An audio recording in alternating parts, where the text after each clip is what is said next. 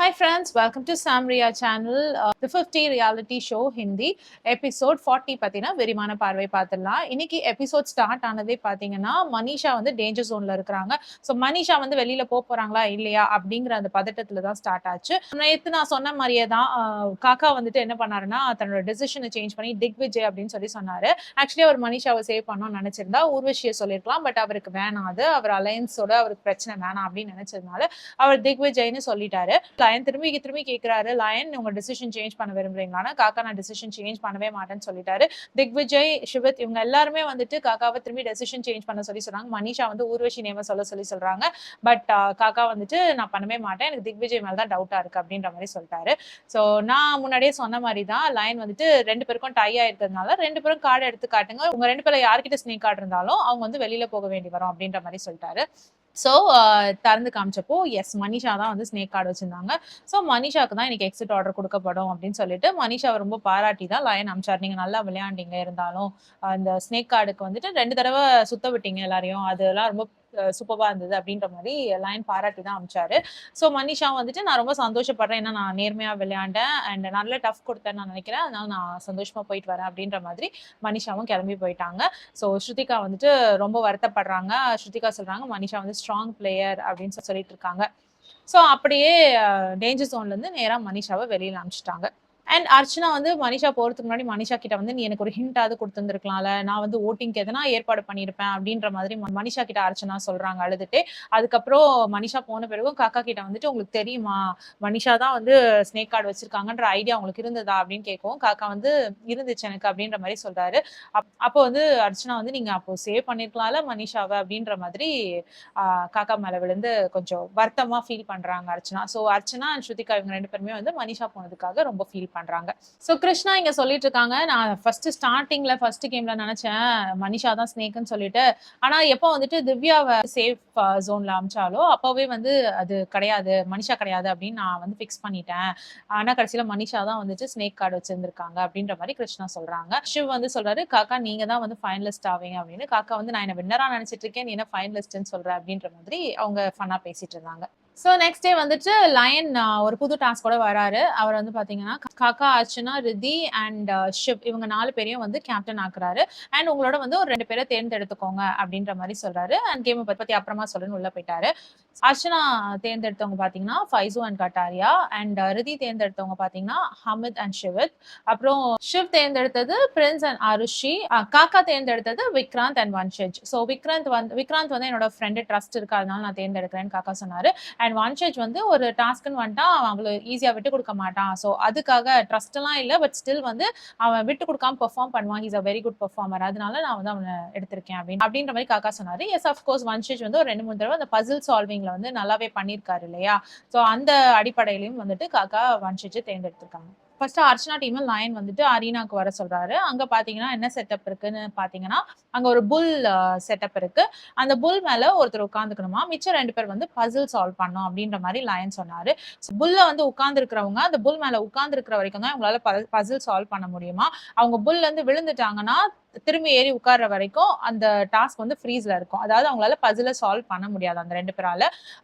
புல் மேல அவங்க ஏறி உட்கார்ந்த பிறகுதான் திரும்பியும் வந்து அந்த பசில் சால்வ் பண்ண அவங்க ஸ்டார்ட் பண்ணலாம். ஸோ இந்த மாதிரி எத்தனை தடவை விழுறாங்களோ அத்தனை தடவை ஃப்ரீஸ் ஆகி டாஸ்க் நிற்கும். ஸோ மொத்தமா 15 மினிட்ஸ் வந்துட்டு லயன் தராரு. இதுக்குள்ள வந்து முடிக்கணும்.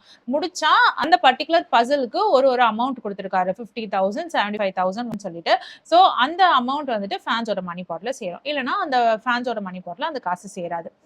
ஸோ இதுதான் வந்து டாஸ்க்கு. ஸோ புல் மேல வந்து ஃபர்ஸ்ட் அர்ச்சனா கேப்டன்ன்றதுனால அர்ச்சனா தான் உட்காரணும் அப்படின்ற மாதிரி சொல்லிட்டாங்க. சரி அர்ச்சனா போயிட்டு புல் மேல உட்காடுறாங்க. மிச்சம் 2 பேர் ஃபைசோ அண்ட் கட்டாரியா இவங்க 2 பேரும் பசில வந்து அரேஞ்ச் பண்றாங்க. கோர்ஸ் அர்ச்சனா வந்துட்டு அந்த புல்ல சுத்தினதுலாம் அது வந்து செம ஃபன்னா இருந்தது. அது பாக்குறதுக்கு, அது பார்க்கும் பொழுதுதான் உங்களால என்ஜாய் பண்ண முடியும். பாவம் சுத்தி சுத்தி கீழே விழுந்த போலாம் வந்து ஒரு பக்கம் கஷ்டமா இருந்தாலும் இன்னொரு பக்கம் அர்ச்சனா அது பண்ணும்பொழுது ஃபன்னா தான் இருந்தது. ஸோ அவங்களால அந்த பசில் சால்வ் பண்ண முடிஞ்சுதா அப்படின்னு கேட்டீங்கன்னா சால்வ் பண்ண முடியல. ஸோ அவங்க 75,000 வேல்யூக்கு வந்து பசில் எடுத்திருந்தாங்க. ஸோ அந்த 75,000 அவங்களுக்கு கிடைக்கல, ஃபேன்ஸோட மணி பாட்ல ஆட் ஆகல. ஸோ அவங்க போன பிறகு அடுத்த டீம் வந்து காக்கா டீம் வந்தாங்க. காக்கா டீம்ல வந்துட்டு காக்கா தான் வந்து புல்ல உட்காரணும் அப்படின்ற மாதிரி சொன்னாங்க. சரின்னு சொல்லிட்டு காக்கா புல்ல உட்கார்ந்து அவர் எவ்வளவோ பரவாயில்ல ஓரளவுக்கு மேனேஜ் பண்ணாரு. இவங்க அர்ச்சனா அளவுக்கு நிறைய விழலன்னு சொல்லலாம். சோ அவங்க வந்து பசில் சால்வ் பண்ணாங்களா அப்படின்னு பார்த்தா, அவங்களும் பசில் சால்வ் பண்ணல. அவங்க சூஸ் பண்ணியிருந்தது 1,50,000க்கான பசில். அது கொஞ்சம் டஃப்பாவே இருந்தது. பட் ஸ்டில் வந்து வன்ஷஜ் ஆல்மோஸ்ட் க்ளோஸா வந்துட்டாரு. 1, 2 பீஸ் அங்கங்க தப்பா இருந்தது. இருந்தாலும் லயன் வந்து பசில் கம்ப்ளீட் பண்ணல. அதனால உங்களுக்கு பைசா கிடையாது அப்படின்னு சொல்லி அனுப்பிச்சுட்டாரு.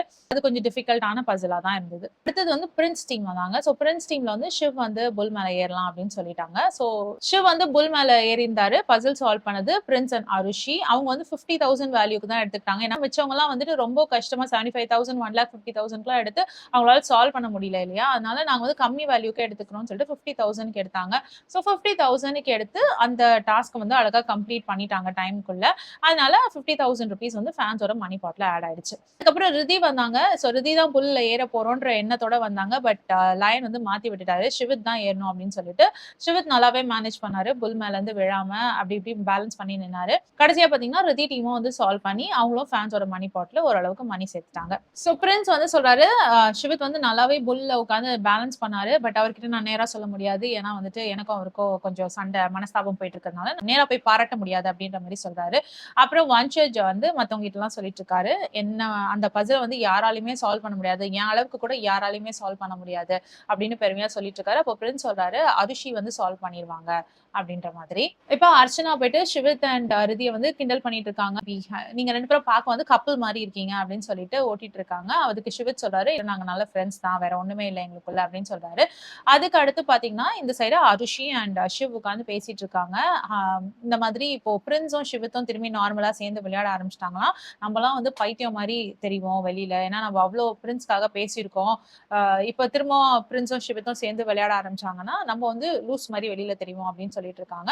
அப்ப ஷிவ் வந்து சொல்றாரு அவங்க வந்து எமோஷனலா பிரின்ஸ் வந்து ரொம்ப எமோஷனலா ஹர்ட் ஆயிருக்காரு. சோ அவர் வந்து திரும்பி நல்லா பேசுவாரா ஷிவித் கூட அப்படின்றது வந்து நம்மளுக்கு தெரியல அப்படின்ற மாதிரி சொல்றாங்க. அருஷிக்கு வந்துட்டு எங்க பிரின்ஸ் போயிட்டு ஷிவித் கூட சேர்ந்துருவாரோ அப்படின்ற ஒரு பயம் இருந்துட்டே இருக்கு. அண்ட் அருஷிக்கு வந்து பிரின்ஸ் போயிட்டு ஷிவித் கூட சேர்ந்து விளையாடுறது வந்து சுத்தமா பிடிக்கல அப்படின்னு தெரியுது. சோ பிரின்ஸோட அலையன்ஸ் மேல வந்து அருஷிக்கு ஒரு சின்ன டவுட் வரதான் செய்யுது. பட் இந்த டவுட்டோட வந்துட்டு ஷிவத்த கேள்வி கேட்டுட்டு இருக்காங்க. பிரின்ஸ்க்கு சப்போர்ட் பண்ண ட்ரை பண்ணி பிரின்ஸ வந்து ஒரு மென்டாரா தான் பாக்குறாங்க. அந்த மென்டாரா பார்க்கும்பொழுதே அதுல ஒரு பொசசிவ்னஸ் தெரியதான் செய்யுது. அதாவது இந்த டீச்சர் வந்து என் மேல மட்டும் தான் அன்பு செலுத்தணும், என்ன மட்டும் தான் வந்து எனக்கு மட்டும் தான் அட்டென்ஷன் கொடுக்கணும் அப்படி சொல்லி நினைப்போம்ல. ஸ்கூல் படிக்கும்போது கூட நம்மளோட ஃபேவரட் டீச்சர்ஸ் மேல ஒரு அட்டென்ஷன் சீக்கிங் இருக்கும்ல நம்மளுக்கு. அந்த மாதிரி தான் வந்து பிரின்ஸ் வந்து நம்மளுக்கு தான் வந்து முக்கியத்துவம் கொடுக்கணும் அப்படிங்கிற எண்ணம் வந்து அருஷிக்கு இருக்கு. அப்படிங்கிறது வந்து இந்த கான்வர்சேஷன் மூலமா தெரிய வருது. இப்ப ஃபாக்ஸ் கீழ இறங்கி வந்து ஸ்ருதிகா பக்கத்துல உட்காருது. ஸ்ருதிகா வந்து சொல்றாங்க என் ட்ரெஸ் நல்லா இருக்கா, நான் வந்து ஏஞ்சல் மாதிரி இருக்கேனா அப்படிலாம் கேட்டுட்டு மத்தவங்க எல்லாம் வந்து உன்னதான் கூட்டிட்டு போறாங்க அப்படின்னு சொல்றாங்க. அதுக்கு ஸ்ருதிகா சொல்றாங்க என்ன கிடையாது, காக்கா உட்கார்ந்துருக்காருல அவருக்காக தான் வந்து இங்க வந்து உட்கார்ந்துருக்காங்க ஃபாக்ஸ் அப்படின்ற மாதிரி சொல்லிட்டு இருக்காங்க. அதுக்கப்புறமா ஃபாக்ஸ் வந்து ஸ்ருதிகா கைய புடிச்சு கூட்டிட்டு போனாங்க. ஸ்ருதிகாவே ஷாக் ஆகுறாங்க. என்னதான் கூட்டிட்டு போக வந்தியா, இதோ சரி நான் வரேன் அப்படின்னு சொல்லிட்டு மேல போறாங்க. மேல போய் பார்த்தா அங்க நிறைய ஒயரா இருக்கவும் ஸ்ருதிகா பயந்துட்டாங்க. ஷாக் குடுக்குற டாஸ்க் தான் ஏதோ வைக்க போறாங்க போலன்னு சொல்லிட்டு. அப்போ லயன் எக்ஸ்பிளைன் பண்றாரு. இதுல வந்து நீ ஒயர்ஸ் கட் பண்ணணும். தப்பான ஒயர்ஸ் கட் பண்ணிட்டேன்னா பாம் பிளாஸ்ட் ஆயிடும் அப்படின்ற மாதிரி சொல்றாரு. நீ நல்லா மெமரைஸ் பண்ணுவியா எல்லாத்தையும் அப்படின்னு சொல்லி கேட்கிறாரு லயன். அதுக்கு ஸ்ருதிகா வந்து நான் சூப்பரா மெமரைஸ் பண்ணுவேன். எல்கேஜி யூகேஜில படிச்ச பாடத்தை கூட நீங்க இப்போ கேட்டீங்கன்னா நான் கரெக்டா சொல்லுவேன் அப்படின்ற மாதிரி ஸ்ருதிகா சொல்றாங்க. அப்படியா அப்படின்னா நான் உனக்கு வந்து சீக்வன்ஸ் காட்டுவேன். ஆனா ஃபியூ செகண்ட்ஸ்க்கு தான் காட்டுவேன். அதுக்குள்ள நீ மெமரைஸ் பண்ணி வச்சுக்கணும். அந்த மெமரைஸ் பண்ணிட்டு அந்த கலர்ஸ் அண்ட் நம்பர்ஸ் வச்சு நீ வந்து கட் பண்ணணும் அப்படின்னு சொல்லிட்டு 1 2 3 4ன்னு போட்டு கொடுத்துருக்காங்க. இந்த கலர் வந்து இந்த டைம் கட் பண்ணும், நெக்ஸ்ட் கட் பண்ணும் அப்படின்ற மாதிரி சீக்வன்ஸ் போட்டு கொடுத்துருக்காங்க. ஸோ ஸ்ருதிகா என்ன பண்றாங்க, கொஞ்ச நேரத்துக்கு தான் ஃபியூ செகண்ட்ஸ்க்கு தான் காட்டுறாங்க. ஸோ ஸ்ருதிகா வந்து அதை மெமரைஸ் பண்ண ட்ரை பண்றாங்க. அவங்களால ஃபர்ஸ்ட் லைனை மட்டும் தான் மெமரைஸ் பண்ண முடியுது. அடுத்த 2 லைன்ஸ் வந்து அவங்களால மெமரைஸ் பண்ண முடியல. இவங்களுக்கு ஆப்போசிட்டா வந்துட்டு ஃபாக்ஸ் விளையாடுறாங்க. ஃபாக்ஸ் அந்த முகமூடி போட்டுட்டு அந்த பொண்ணு நிக்கிறாங்க. ஸோ அவங்களுமே வந்து அந்த ஃபாக்ஸ் லேடியுமே வந்து இவங்கள மாதிரி சீக்வென்ஸ் கொஞ்ச நேரம் காட்டுவாங்களாம். அந்த சீக்வென்ஸை மெமரைஸ் பண்ணிட்டு அவங்களுமே ஒயர் கட் பண்ணணும். ஸோ அவங்க தப்பா கட் பண்ணாங்க அப்படின்னா வந்து பிரச்சனை இல்லை. ஆனா ஸ்ருதிகா தப்பா கட் பண்ணாங்கன்னா ஃபேன்ஸோட மணி பாட்ல இருந்து அப்படியே ஹாஃப் த மணி வந்து கட் ஆயிடும் அப்படின்ற மாதிரி சொன்னாரு லயன்.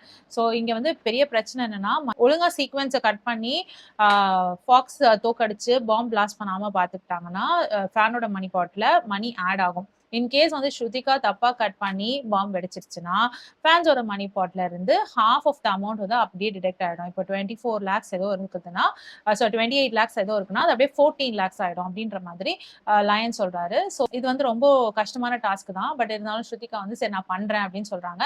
சீக்வன்ஸ் பாத்தீங்கன்னா ஒரு ஃபியூ செகண்ட்ஸ்க்கு தான் காட்டுறாங்க. டக்குன்னு ஸ்ருதிகா மனப்பாடம் பண்ணிட்டு கட் பண்ண ஆரம்பிக்கிறாங்க. ஸோ ஃபர்ஸ்ட் 3 அட்டெம்ப்ட்ல வந்து ஸ்ருதிகா எதுவுமே தப்பு பண்ணாம பண்ணிடுறாங்க.